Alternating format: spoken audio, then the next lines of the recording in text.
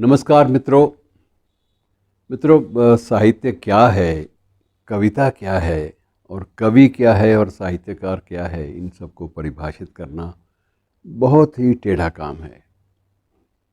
और ये काम हम किसी भी सौंदर्य शास्त्री या किसी भी काव्य कला के मर्मज्ञ से सीखने का प्रयास करेंगे तो भी हमें सफलता शायद ना मिले।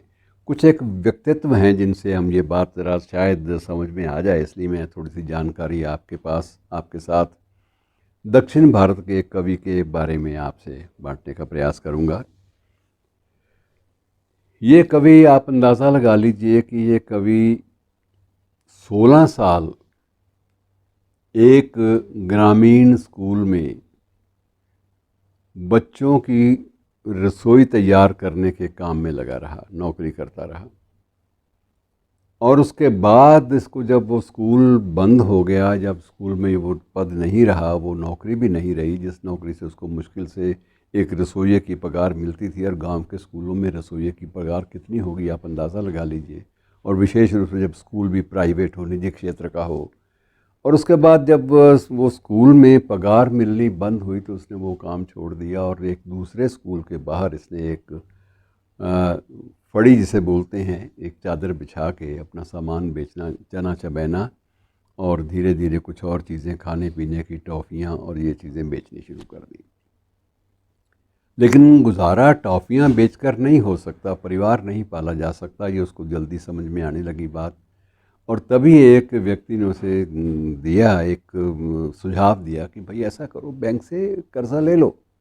मित्रों, मैं कहानी नहीं सुना रहा आपको, मैं साहित्य की बात कर रहा हूँ। मैं आपको दोबारा फिर से एक बार आगाह करना चाहता हूँ कि आप उसी नज़रिए से इसकी कथा की, इस कहानी के साथ साथ चलिएगा। अब उसके बाद जब किसी बंदे ने इसको सुझाव दिया कि बैंक से कर्ज ले लो और छोटा मोटा स्टेशनरी का सामान भी रख लिया करो।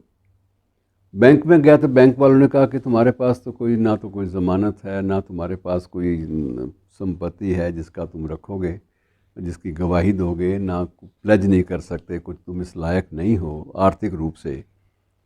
तो बेहतर यह है कि हम तुम्हें 1000 रुपया, एक सेल्फ फाइनेंस ग्रुप के अंतर्गत होता है वो, हम 1000 रुपये दे देते हैं, उसका तुम धीरे धीरे 10-10 रुपये करके चुका देना। और तुम थोड़ी सी स्टेशनरी 1000 रुपये से ख़रीद के यहाँ पर रख लो, वो बिकेगी तो और ख़रीद लाना, वो बिकेगी तो और ख़रीद लाना, और इस तरह से धीरे धीरे तेरा काम चल निकलेगा। तो जी 1000 रुपये की स्टेशनरी उस शख्स ने ख़रीदी और साथ साथ उसको एक शौक़ था कविताएं लिखने का। उसने कविताएं लिखने नहीं छोड़ी। और मित्रों, पढ़ नहीं पाया था क्योंकि छोटी उम्र थी, बाप चला गया था। बाप ही एकमात्र ब्रेड अर्नर जिसे कहते हैं, रोटी कमाने वाला घर के लिए एक ही था, मजदूर था बाप भी। और जब बाप भी चला गया तो स्वाभाविक रूप से बच्चा पढ़ नहीं सकता स्कूलों में। ये केवल तीसरी कक्षा तक ही पढ़ पाया, उसके बाद स्कूल छोड़ना पड़ा। लेकिन मैं जिस बात की ओर संकेत अब करना चाहता हूँ, जो एक आपसे बांटना चाहता हूँ, एक राज की बात, एक रहस्य की बात, कि आज वह कवि संबलपुर यूनिवर्सिटी से ऑनरेरी डीलिट पा चुका है। और उसी कवि को जो तीसरी जमात पास था, उसको उसके साहित्यिक अवदान के मद्देनज़र, साहित्यिक उसका जो उसने जो उपलब्धियां अर्जित की थी अपने खाते में कविताओं के माध्यम से, उन्हीं अवदानों के आधार पर, उसी साहित्य साधना के आधार पर, कविता लेखन के आधार पर उसे केंद्र सरकार की ओर से, जब ये प्रणब मुखर्जी साहब राष्ट्रपति थे, जब उनके पास आवेदन आए तो उन्होंने इसको चुना और यह कवि पद्मश्री का भी हकदार बन गया। और इसको पद्मश्री से स्वयं राष्ट्रपति ने सगर्व उसको सम्मानित किया राष्ट्रपति भवन में बुलाकर। और ये कोई बहुत पुरानी बात नहीं है, 2016 की बात है। लेकिन उसका दोनों काम जारी हैं। स्टेशनरी आज भी बेचता है। अब उसने थोड़ी स्टेशनरी ज़्यादा रखनी शुरू कर ली है क्योंकि पद्मश्री को पैसे नहीं मिलते। इस सम्मान के साथ ही सिर्फ एक सम्मान मिलता है और ये सम्मान उसके लिए बहुत बड़ी बात है। लेकिन अब उसे अपनी किताबें जो छप रही हैं, उसकी किताबें, उनका उसको पारिश्रमिक मिलना शुरू हो गया है। इस नाते से उसकी ज़िंदगी थोड़ी सी कंफर्टेबल हो गई है, थोड़ी आरामदेह हो गई है। और मित्रों, इसकी जो पहली कविता थी वो उसका शीर्षक था धो धो बारगाजी। धो धो बारगाजी का मतलब यह है पुराना बरगद का पेड़।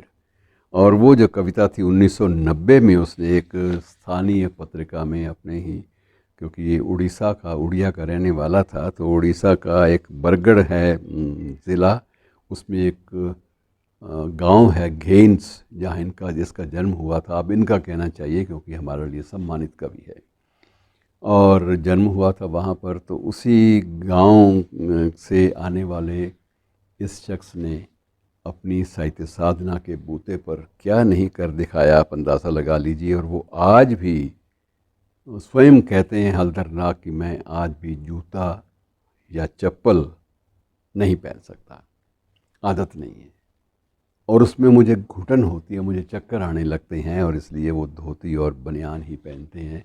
और उसी धोती और बनियान में वो अपनी कविताएं लिखते हैं, और कविताएं ऐसी कि जिनके अंग्रेज़ी में भी अनुवाद जो है वो धड़ाधड़ छप रहे हैं इन दिनों में। और इनका एक संग्रह है जिस पर इनको जिसका अंग्रेज़ी में अनुवाद हुआ, उसकी कीमत जो है अब इतनी ज़्यादा है कि वो आम व्यक्ति के ख़रीद के बाहर है। वो सिर्फ पुस्तकालय ही ख़रीदते हैं और पुस्तकालय में उसकी खूब बिक्री होती है। और उसकी अब कविताओं का जो संकलन है वो तीसरा उसका जो खंड है, अब खंडों में कविताएं आने लगी हैं, तो तीसरा खंड हाल ही में संबलपुर यूनिवर्सिटी ने ही प्रकाशित किया है। काव्यांजलि के नाम, कुल पुस्तक का नाम है काव्यांजलि, और काव्यांजलि 1, काव्यांजलि 2, काव्यांजलि 3, इस तरह से 3 अलग अलग भागों में वो संग्रह संकलन छपा है। और अभी चौथे की भी तैयारी है, और उसका इंग्लिश ट्रांसलेशन जो है वो भी अक्टूबर 2016 में लॉन्च हो गया था। और अंग्रेज़ी का ट्रांसलेशन उड़िया के, और जिसकी जो मूल भाषा है संबलपुरी भाषा, उस संबलपुरी भाषा से भी ज़्यादा लोकप्रिय उसके अंग्रेज़ी संस्करण हुए हैं। और उसे इन्हीं उपलब्धियों के बूते उसे संबलपुर यूनिवर्सिटी ने डीलिट की उपाधि दी, और उस पर 16 व्यक्ति पीएचडी भी कर चुके हैं। लेकिन हल्दरनाग अभी भी धोती और कुर्ते में रहता है और नंगे पांव रहता है। और अब उसने सड़क पर बैठकर वो सामान बेचना तो बंद कर दिया कि लोगों ने रोका कि नहीं, ये तमाशा ना करो, अब ये लगेगा कि तुम नाटक कर रहे हो। अब 4 पैसे भी आ रहे हैं, दुकान चलाओ छोटी सी किताबों की। और छोटी सी किताबों की दुकान उसने खोल ली, जहाँ बैठकर वो अभी भी नंगे पांव वहाँ दुकान में बैठते हैं हल्दरनाग, और नंगे पांव बैठकर वो सामान भी बेचते हैं, और साथ साथ अपनी कविताएं, जो लेखन का कार्य है, उसको अब अनवरत रूप से, लगातार रूप से उसको जारी रखे हुए हैं। अब यहाँ आप क्या कहेंगे? आप अगर ये कहना चाहते हैं कि ये सिर्फ भाग्य है तो ये गलत है। भाग्य वाली बात नहीं है, निष्ठा है, लेखन के प्रति समर्पण भाव है। अब 3 जमात पास करके जो व्यक्ति डीलिट की उपाधि के योग्य हो जाता है अपनी उपलब्धियों के बूते पर, उसे आप कैसे नकारेंगे? और अगर आप ये कहें कि उसने कुछ साजिश रच के पद्मश्री के लिए उसने बहुत सारी भाग दौड़ की है, तो जिस व्यक्ति ने पाँव में कभी चप्पल नहीं पहनी, वो व्यक्ति भाग दौड़, जुगाड़, इन सब चीज़ों से परे ही रहेगा, और परे है, इसमें कोई संदेह नहीं।